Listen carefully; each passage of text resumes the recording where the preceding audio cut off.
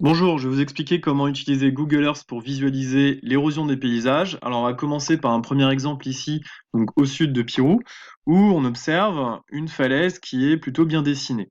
L'idée, ça serait de voir l'érosion de cette falaise depuis un certain nombre d'années.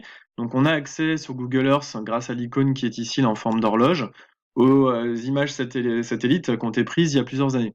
Et donc là, si on se positionne en 2007, donc l'image la plus ancienne, vous voyez que la falaise est moins marquée qu'actuellement. Bon, on va prendre un autre exemple. On va pouvoir quantifier un petit peu mieux cette érosion.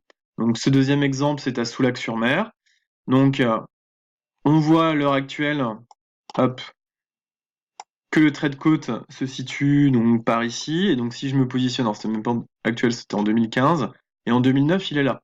Donc là, l'érosion, elle est vraiment probante avec un net recul du trait de côte. Alors, on va pouvoir vraiment comparer donc, ce recul de trait de côte. Donc, on va pouvoir dessiner un repère. Donc, j'ai cliqué sur trajet. Un premier trajet qui est là. Je compare avec l'actuel et je vois que voilà, il y a un net recul. Donc ça, c'était l'ancien trait de côte et maintenant la côte, elle est là. Alors, on la distingue un petit peu quand même derrière l'ombre du bâtiment. Alors, je vais pouvoir dessiner mon nouveau trait de côte. Voilà. Je vais pouvoir aussi, si je le souhaite, du coup, mesurer le recul de ce trait de côte. Donc je vais utiliser l'outil règle. Voilà, et donc je vais cliquer là, jusque là. Donc évidemment en centimètres, ça va pas prendre grand chose. Je vais mettre en mètres, donc on a quand même un recul de 27 mètres. Donc depuis, c'était 2009, d'accord, ce qui n'est pas anodin.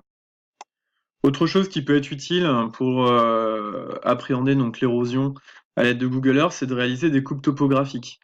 Donc, par exemple, on va se mettre au sein d'un bassin.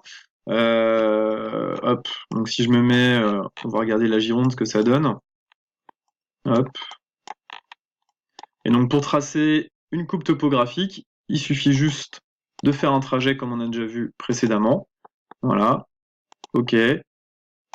Clic droit sur le trajet que je viens de dessiner et afficher le profil de dénivelé. Voilà.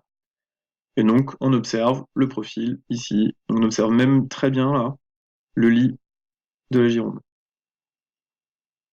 À cet outil de coupe topographique, on va pouvoir également rajouter une carte géologique. Donc pour ça, il faut charger un fichier KMZ, donc du BRGM, et donc activer ce fichier en cliquant dessus, et vous allez avoir la carte géologique du coup qui va charger.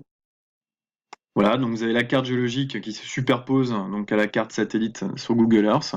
Alors après, l'inconvénient, c'est que vous n'avez pas accès à la légende. Pour accéder à la légende, donc soit vous avez la carte géologique en vrai, soit vous pouvez aller sur Infoterre, où vous aurez accès à la même chose, mais avec la carte géologique légendée à côté. On pourrait imaginer également, par rapport à ce que je viens de vous montrer avec l'érosion de la côte, de réaliser un GIF. Alors je vais vous montrer ça dans une autre vidéo. Au revoir.